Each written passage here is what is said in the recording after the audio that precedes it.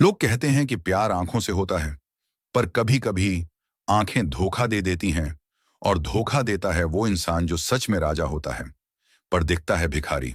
राजकुमारी कनकौती की कहानी सुनाने से पहले एक बात जान लो, यह कोई साधारण रियासत नहीं थी। यह थी स्वर्णगढ़, एक ऐसा राज्य जहां सोना सड़कों पर नहीं, लोगों के दिलों में बहता था।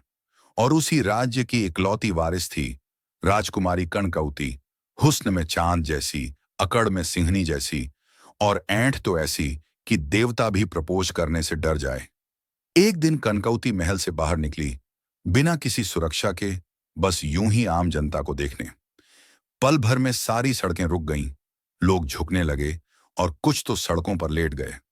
पर तभी एक फटेहाल भिखारी, जो नंगे पांव था, धूल में सना हुआ और एक टूटी बांसुरी बजा रहा था, राजकुमारी के सामने खड़ा हो गया। हटो मेरे रास्ते से, गंदे इंसान! कनकौती चिल्लाई। पर भिखारी मुस्कुराया और बोला, अगर आप चाहें तो इस धूल में छुपा सच आपको बता सकता हूं, वरना चुपचाप अपने महल लौट जाइए।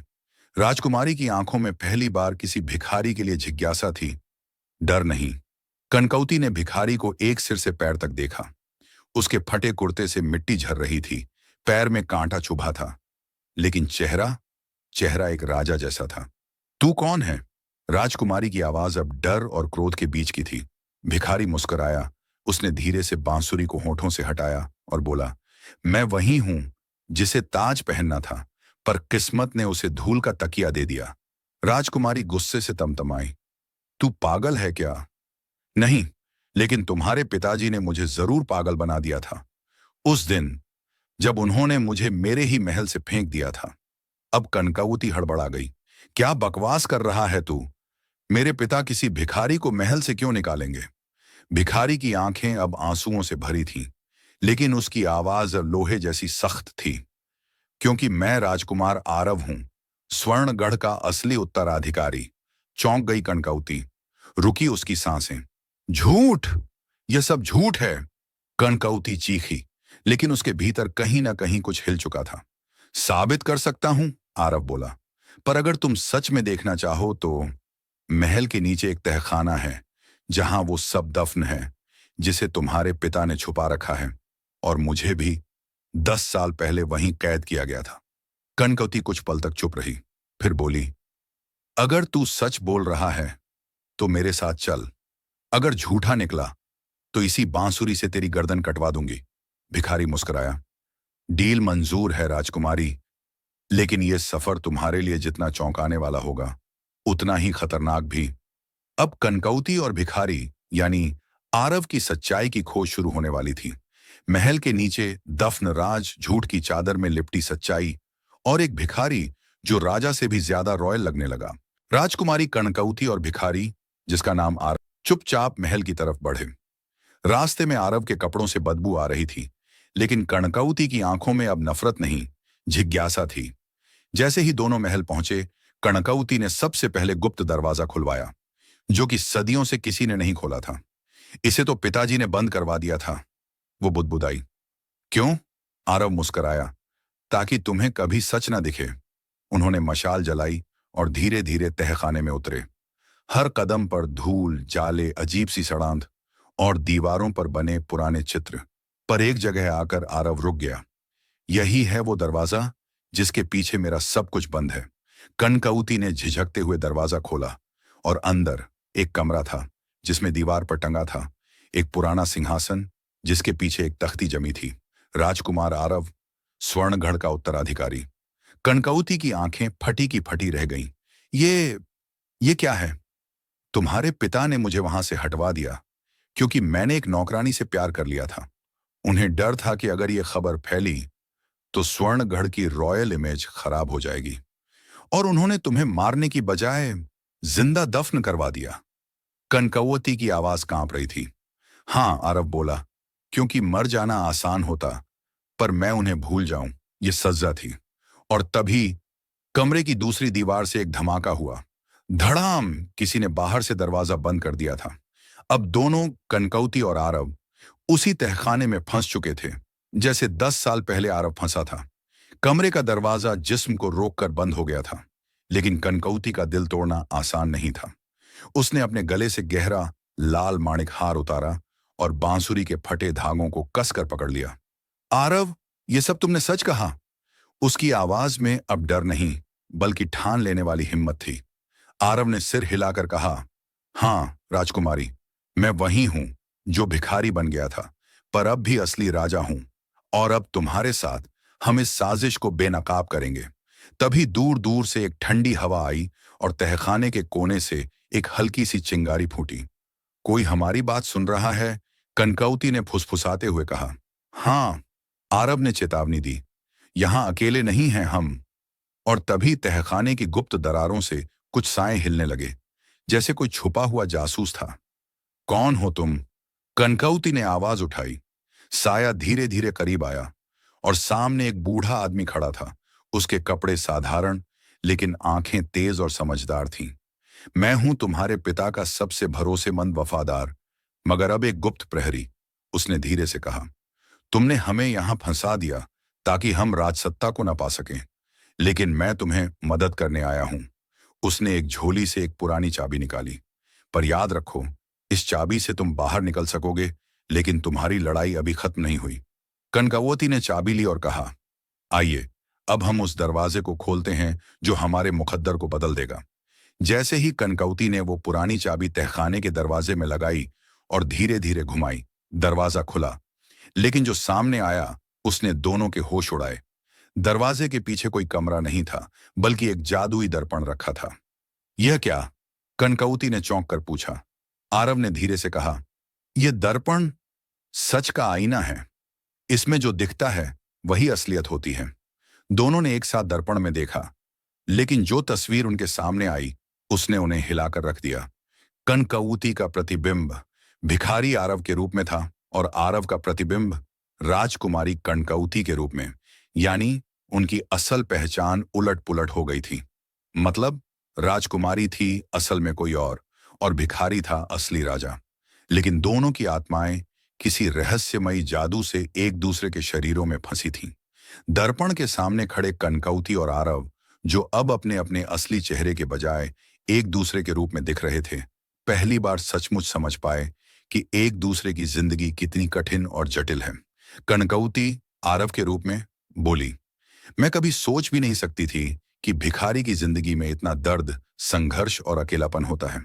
और आरव कनकौती के रूप में ने कहा, और मैं कभी नहीं जान पाया और आरव कि राजकुमारी एक ही शरीर में फंसे हुए सुंदर दिखना, लेकिन उनका इरादा बल्कि सच्चाई का सामना करने का था। सैकड़ों लोगों की उनके सामने था गुरु जादूगर, एक बूढ़ा रहस्यमयी इंसान जिसके चेहरे पर हमेशा एक अजीब सी मुस्कान थी। उसके हाथ में थी एक प्राचीन छड़ी जो बिजली की तरह चमक रही थी। गुरु जादूगर ने कहा, स्वर्णगढ़ के इतिहास में तुम्हारा मेल ही मेरी सबसे बड़ी समस्या था। तुम्हारे अलग होने से राज सत्ता स्थिर थी। अब जब तुम एक हो तो मैं तुम्हें हमेशा के लिए बांधना चाहता हूं। कनकौती आरव के रूप में ने कहा, हमारी ताकत हमारी एकता में है और हम तुझे हराएंगे। आरव कनकौती के रूप में ने हिम्मत दिखाई, तुम्हारा जादू चाहे जितना भी ताकतवर हो, हमारा प्यार और विश्वास उससे बड़ा है। अब दोनों ने मिलकर गुरु जादूगर से लड़ाई शुरू की। छड़ी की बिजली और उनकी इच्छा शक्ति की लड़ाई महल के तहखाने में गूंजने लगी। कनकौती ने बांसुरी बजाई, उस पुरानी धुन को जो उनके बचपन की यादों को जगाती थी, और आरव ने अपनी असली पहचान की ताकत से गुरु जादूगर पर जोरदार वार किया। धीरे धीरे गुरु जादूगर की शक्ति कम होने लगी और अंत में वह धराशायी हो गया। जादू टूट चुका था। दर्पण के सामने खड़े कनकौती और आरव ने फिर से अपने असली रूपों में लौटकर एक दूसरे की आंखों में देखा, जहां अब सिर्फ प्यार, सम्मान और समझ थी। जैसे ही जादू टूटकर गुरु जादूगर धराशायी हुआ, कनकौती और आरव ने राहत की सांस ली। लेकिन तभी अचानक तहखाने की छत से एक गहरा शिकार सा ठहाका गूंजा। दोनों ने देखा कि एक छुपा हुआ दरवाजा खुल रहा है और अंदर से निकला एक और आदमी, जो दिखने में बिल्कुल राजा जैसा, पर आंखों में बर्फीला जज्बा लिए था। तुम लोग बहुत चालाक निकले, उसने ठंडे स्वर में कहा, पर असली लड़ाई अभी शुरू हुई है। मैं हूं स्वर्णगढ़ का सच्चा रक्षक और तुम्हारी एकता से मैं डर गया हूं। कनकौती और आरव ने हैरानी से पूछा, तो फिर तुम कौन हो? उसने मुस्कुराते हुए कहा, मैं हूं तुम्हारा चाचा, जो वर्षों से इस राज में साजिश रच रहा था और गुरु जादूगर को भी मेरी ताकत बढ़ाने के लिए बुलाया था। मतलब असली दुश्मन तो अभी सामने आया था, जो अपने ही परिवार का सदस्य था, और उसकी चालें इतनी गहरी थीं कि अभी उनकी जिंदगी को नया संकट झेलना पड़ेगा। चाचा की आंखों में वो ठंडी चमक थी जो किसी भी रिश्ते को फूंक मार सकती थी। उसने गंभीर लहजे में कहा, तुम्हारे पिता ने मुझे राज सत्ता से दूर रखा, लेकिन मैं छुपकर अपनी चालें चला रहा था। गुरु जादूगर भी मेरी ही कठपुतली था। अब तुम्हें एक साथ देखकर मुझे समझ आ गया, ये राजमहल बस एक नाटक है। कनकौती ने आरव का हाथ कसकर पकड़ लिया। हम तुम्हारे खेल में नहीं आएंगे, हम मिलकर तुम्हें हराएंगे। चाचा ने ठाका लगाया, देखते हैं तुम्हारी जोड़ी कितनी मजबूती से टिकती है। तभी तहखाने के भीतर छुपे सैनिक बाहर निकले, राजमहल के पुराने सैनिक जो चाचा के वफादार थे। कनकौती और आरव को लड़ाई के लिए मजबूर होना पड़ा, पर इस बार वे सिर्फ दो नहीं थे। उनके साथ थे तहखाने के गुप्त सुरक्षाकर्मी जो गुरु जादूगर के पतन के बाद जागरूक हुए थे। लड़ाई तेज हुई, तलवारें टकराईं, जादू बौछराए और राजमहल के तहखाने में गूंज उठी जोरदार चीखें। पर कनकौती और आरव की एकता ने चाचा के सैनिकों को हरा दिया। आखिरकार चाचा को पकड़ लिया गया और वह अपने पापों के साथ तहखाने में कैद कर दिया गया। राजमहल में फिर से शांति लौट आई। कनकवती और आरव ने मिलकर राज सत्ता संभाली, इस बार बिना किसी जादू या साजिश के, सिर्फ अपने साहस और प्यार के दम पर। राजमहल में शांति तो लौट आई थी, लेकिन कनकौती और आरव के दिलों में एक सवाल था, क्या सचमुच सब कुछ खत्म हो गया? तभी एक दिन महल के बाहर एक अनजान बूढ़ा आता है जिसके हाथ में एक पुरानी किताब थी। वह बोला, ये किताब तुम्हारे परिवार के सबसे बड़े राज खोल देगी, पर इसे पढ़ना आसान नहीं। इसमें छुपा है वो सच जो तुम दोनों की जिंदगियां बदल सकता है। कनकौती ने किताब खोली और पहली पंक्तियां पढ़ी। स्वर्णगढ़ के असली राजा का खून एक ऐसी शक्ति है जो केवल दिल की सच्चाई पर निर्भर करती है। आरव ने सवाल किया, तो क्या इसका मतलब है कि हम अभी भी पूरी तरह से अपने असली रूप में नहीं हैं? बूढ़े ने सिर हिलाया। हाँ, तुम्हारी असली पहचान के पीछे एक और रहस्य छुपा है, जिसे जानना और समझना होगा, तभी तुम सचमुच आजाद हो पाओगे। जैसे ही कनकौती ने उस पुरानी किताब को खोला, उसमें छुपा था एक गुप्त संदेश जो सिर्फ उन्हीं के लिए था। संदेश पढ़ते ही दोनों के होश उड़ गए। स्वर्णगढ़ का असली राजा न तो कनकवती है, न ही आरव। असली राजा वह है जो इस कहानी को सुन रहा है। कनकौती और आरव एक दूसरे को देखने लगे, लेकिन समझ नहीं पाए कि इसका मतलब क्या हो सकता है। तभी बूढ़ा मुस्कुराया और बोला, तुम दोनों की कहानी एक प्रतीक है, प्यार, संघर्ष और पहचान की। असली राज ये है कि हर इंसान के अंदर एक राजा या रानी छुपा होता है, बस उसे पहचानने की जरूरत होती है। और फिर वो बूढ़ा अचानक गायब हो गया, जैसे हवा में घुल गया हो। कनकौती और आरव, जो इतने संघर्षों के बाद साथ आए थे, अब अपने दिलों में एक ऐसा दर्द महसूस कर रहे थे जिसे शब्दों में बयां करना मुश्किल था। कनकौती ने चुपके से कहा, आरव, क्या हम सच में कभी एक दूसरे को पूरी तरह समझ पाए, या हमारी दुनिया बस एक ख्वाब थी? आरव ने सिर हिलाया, उसकी आवाज में दर्द था। कभी कभी लगता है कि हम दोनों के दिलों के बीच एक दरार है जिसे भरना नामुमकिन है। उनके बीच जो विश्वास था वह कुछ गलत फहमियों और साजिशों में टूटता जा रहा था। राजमहल की चमक दमक के बीच उनकी जिंदगी के सबसे खूबसूरत पल अब धुंधले हो रहे थे। पर तभी एक पुरानी दासी आई जो राजमहल के हर राज से वाकिफ थी। उसने कहा, दिल टूटना आसान है, लेकिन उसे जोड़ना और भी जरूरी है। तुम दोनों ने जो प्यार और संघर्ष किया है, उससे हारना ठीक नहीं। कनकौती और आरव जब अपने अपने दर्द और गलत फहमियों के बीच फंसे हुए थे, तभी महल की वो दासी, जिसका नाम था मीरा, उनके पास आई। मीरा ने दोनों से कहा, दिल टूटना तो होता है, पर उसे जोड़ने का तरीका भी होता है। तुम दोनों को एक दूसरे की बात सुननी होगी, बिना किसी रुकावट के। मीरा ने एक पुरानी किताब निकाली जिसमें ऐसे किस्से लिखे थे जहां प्यार और समझ ने सबसे बड़ी लड़ाइयों को भी मात दी थी। मीरा की सलाह पर कनकौती और आरव ने अपने दिल की बातें एक दूसरे के सामने रखनी शुरू की। आरव ने अपनी असफलताओं और डर को खुलकर बताया, और कनकौती ने अपने अकेलेपन और उम्मीदों के बोझ को। धीरे धीरे उनके दिलों के बीच जो दरारें थीं, वे भरने लगीं। उनकी आंखों में फिर से वही चमक लौट आई, प्यार और भरोसे की। और इसी बीच महल के बाहर एक नया सूरज निकला, जो उनके टूटे हुए दिलों को फिर से जोड़ने का वादा लेकर आया था। सूरज की सुनहरी किरणों में स्वर्णगढ़ का आंगन जगमगाने लगा था। कनकौती और आरव साथ साथ बगीचे में खड़े थे, जहां गुलाब की खुशबू ने हवा को महका दिया था। आरव ने धीरे से कनकौती का हाथ थामा। उसकी आंखों में अपनी सच्ची भावना झलक रही थी। कनकौती, जब से तुम मेरी जिंदगी में आई हो, हर दिन एक नया जादू लेकर आता है। तुम मेरी दुनिया की सबसे खूबसूरत कहानी हो। कनकौती ने शर्माते हुए उसकी तरफ देखा। आरव, तुम्हारे साथ हर पल मेरे दिल की धड़कन तेज हो जाती है। तुम्हारे बिना मेरी जिंदगी अधूरी है। आरव ने पास आकर उसकी कमर को सहलाया और उनकी आंखें मिल गईं। दोनों के बीच की दूरी जैसे गायब हो गई हो। फूलों की चादर बिछी हुई थी, हवा में मीठी बातें बह रही थीं, और उनके दिलों की धड़कन एक सुर में थी।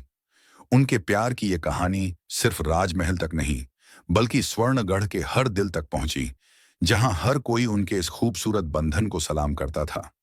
रात का चांद पूरा आसमान निहार रहा था। स्वर्णगढ़ के महल के छत पर कनकौती और आरव साथ बैठे थे। चमकती चांदनी में आरव ने अपनी झिझक को पार करते हुए धीरे से कहा, कनकौती, मैं तुम्हें एक राज बताना चाहता हूं। मेरा दिल सिर्फ तुम्हारे लिए धड़कता है। तुम मेरी जिंदगी की सबसे बड़ी हसरत हो। कनकौती की आंखें चमक उठीं और उसने अपने हाथ से उसकी हथेली को सहलाया। आरव, तुम मेरे सपनों का सच हो। तुम्हारे बिना मेरा हर सपना अधूरा है। चांद की ठंडी रोशनी में दोनों ने एक दूसरे को करीब से महसूस किया। उनके दिल की धड़कनें गुमसुम सी हवा में मिस्सर हो रही थीं। आरव ने धीरे से कहा, चलो, इस चांदनी रात में हम अपने दिलों की सारी बातें खुलकर कहें। उनकी बातें, उनकी हंसी और उनका प्यार जैसे चांदनी के साथ एक नई कहानी लिख रहा था। स्वर्णगढ़ की बागीची में अचानक बारिश शुरू हो गई। कनकौती और आरव एक पेड़ के नीचे खड़े थे। बूंदों की हर टपकन ने उनके दिलों को और करीब ला दिया। आरव ने हंसते हुए कहा, बारिश की ये बूंदें भी तो कुछ कहती हैं, जैसे मेरी हर धड़कन तुम्हारे नाम की हो। कनकौती ने शर्माते हुए उसकी बांह थामी, और मेरी हर सांस में बस तुम्हारा ही नाम है। बारिश में भीगे कपड़ों के बीच उनका प्यार एक गीत की तरह बह रहा था, जिसे सिर्फ उनके दिल सुन सकते थे। चांदनी रात में महल के आंगन में आरव ने धीरे से कनकौती के कान के पास फुसफुसाया, तुम्हारे बिना मेरी दुनिया अधूरी है। क्या तुम मेरी जिंदगी की साथी बनोगी? कनकौती की आंखों में चमक थी और उसने हाँ में सिर हिलाया। हाँ आरव, मैं हमेशा तुम्हारे साथ रहना चाहती हूँ। उनके होठों के बीच पहला इश्क का इकरार था, जो उनकी जिंदगी को सदा के लिए बदल देगा। स्वर्णगढ़ के महल की छत पर एक साफ रात थी। चांदनी ने आसमान को सफेद रुमाल की तरह ढक रखा था और तारे ज्यों आसमान पर झिलमिला रहे थे। आरव ने कनकौती का हाथ थामा, उसकी नाजुक हथेली को अपने हाथों में समेटते हुए कहा, कनकौती, ये चांद, ये तारे, सब कुछ तुम्हारे लिए है। मेरी हर धड़कन में सिर्फ तुम्हारा नाम गूंजता है। कनकौती की आंखों में आंसू थे, खुशियों के आंसू। उसने धीरे से कहा, आरव, तुम्हारे साथ हर पल जन्नत जैसा लगता है। मैं तुम्हारे बिना अधूरी हूं। आरव ने झुककर उसकी कलाई पर हल्का सा किस किया। हमेशा साथ रहेंगे, चाहे कोई भी तूफान आए। फिर दोनों ने आसमान की ओर देखा, जहां चांद और तारे जैसे उनकी मोहब्बत के गवाह थे। स्वर्णगढ़ के बागीचे में बारिश की नर्म बूंदें गिर रही थीं। कनकौती और आरव एक पेड़ के नीचे खड़े थे, भीगे हुए, लेकिन उनके दिलों की गर्मी बारिश से भी ज्यादा थी। आरव ने मुस्कुराते हुए कहा, बारिश की ये बूंदें मुझे तुम्हारी याद दिलाती हैं। हर एक बूंद में तेरा नाम छुपा है। कनकौती ने झिझकते हुए उसकी बांह पकड़ी, और मैं चाहती हूं कि ये बारिश कभी थमे ना, ताकि हमारी मोहब्बत भी ऐसे ही बरसती रहे। बारिश में भीगे वे एक दूसरे की आंखों में खो गए, जैसे सारी दुनिया रुक गई हो। एक खूबसूरत सुबह आरव ने कनकौती को एक गुलाब का फूल दिया, जिसकी खुशबू में उसकी सारी मोहब्बत बस गई थी। आरव ने धीरे से कहा, यह गुलाब तुम्हारे लिए, जैसे मेरी हर धड़कन तुम्हारे नाम है, ने मुस्कुराते हुए जवाब दिया, और मेरी हर सांस में तुम्हारा प्यार बसता है। गुलाब की पंखुड़ियों की तरह उनका प्यार धीरे धीरे खिल रहा था, और दोनों की नजरें एक दूसरे में डूबी हुई थीं। स्वर्णगढ़ के महल में आज एक खास दिन था। पूरी महफिल रंग बिरंगी सजावट, फूलों की खुशबू से महक रही थी, और हर ओर संगीत की मधुर तानें बज रही थीं। राजकुमारी कनकौती और भिखारी आरव की शादी थी। दो अलग अलग दुनिया से आए ये दोनों आज एक हो रहे थे। सुबह से ही महल के आंगन में हलचल थी। रंगीन पट्टियों से सजी चौखट, गुलाबी और सुनहरी रोशनी ने पूरे माहौल को स्वर्गीय बना दिया था।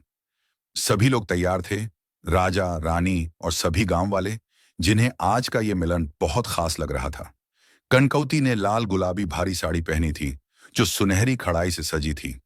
उसके गले में सोने का हार चमक रहा था और उसके हाथों में मेहंदी की खूबसूरत डिजाइन बनी थी। उसके चेहरे पर एक हल्की मुस्कान थी और उसकी आंखों में खुशी और थोड़ी सी नाजुक नर्वसनेस भी थी। आरव ने सफेद कुर्ता पायजामा पहना था। उसके कंधे पर सुनहरी शेरवानी लिपटी थी। उसकी आंखों में गर्व और प्यार की चमक थी और हाथों में एक गुलाबी गुलदस्ता लिए खड़ा था। वह कनकौती का इंतजार कर रहा था, जो उसकी जिंदगी की सबसे बड़ी खुशी थी। धूप दीपों की रोशनी में पंडित जी ने मंत्रों की शुरुआत की। एयूएम श्री गणेशाय नमः से शुरू हुआ वो शुभ मुहूर्त, जो दो दिलों को एक दूसरे से जोड़ रहा था। आरव ने कनकौती का हाथ थामा और कहा, मैं तुम्हें अपने जीवन की हर खुशी, हर दुख में साथ निभाने का वादा करता हूं। कनकौती ने भी उसकी आंखों में देखते हुए कहा, मैं भी तुम्हारे साथ हर कदम चलने को तैयार हूं, चाहे कैसी भी मुश्किलें आएं। जब दोनों ने साथ फेरे लिए तो आसपास की हवा भी जैसे गुनगुनाने लगी। हर फेरे के साथ उनकी मोहब्बत और भी गहरी होती गई। पहला फेरा, साथ चलने का वादा। दूसरा फेरा, हर मुश्किल में साथ देने का वादा। तीसरा फेरा, एक दूसरे के सपनों को पूरा करने का वादा। चौथा फेरा, विश्वास और सम्मान का वादा। पांचवां फेरा, हंसी और खुशियों को बांटने का वादा।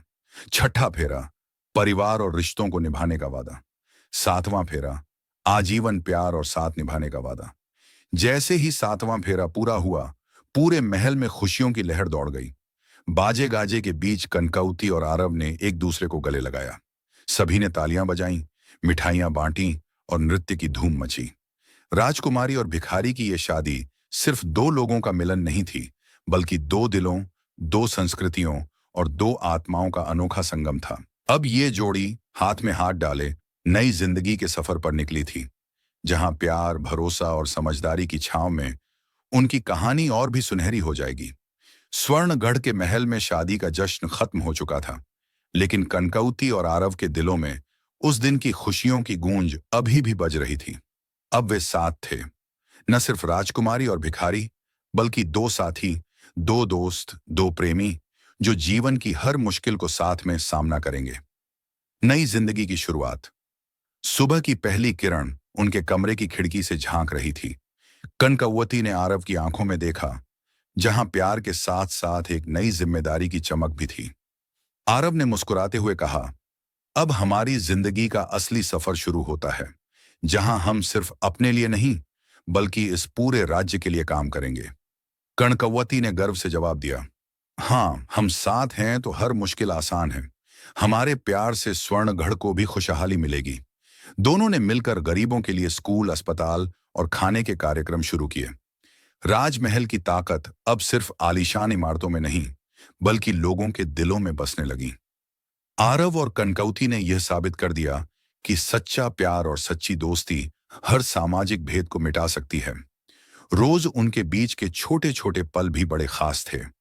चाय के कप साथ में पीना, ताजा फूलों की खुशबू से महकता बाग और बचपन की कहानियां सुनाना। उनका रिश्ता हर दिन और गहरा होता गया।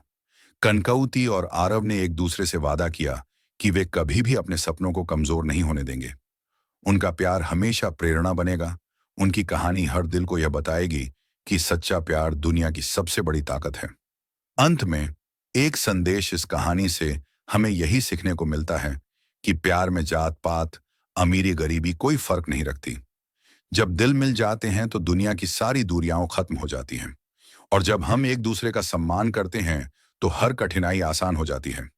कनकौती और आरव की कहानी एक अमर प्रेम कथा बन गई, जो सदियों तक स्वर्णगढ़ की हवाओं में गूंजती रहेगी।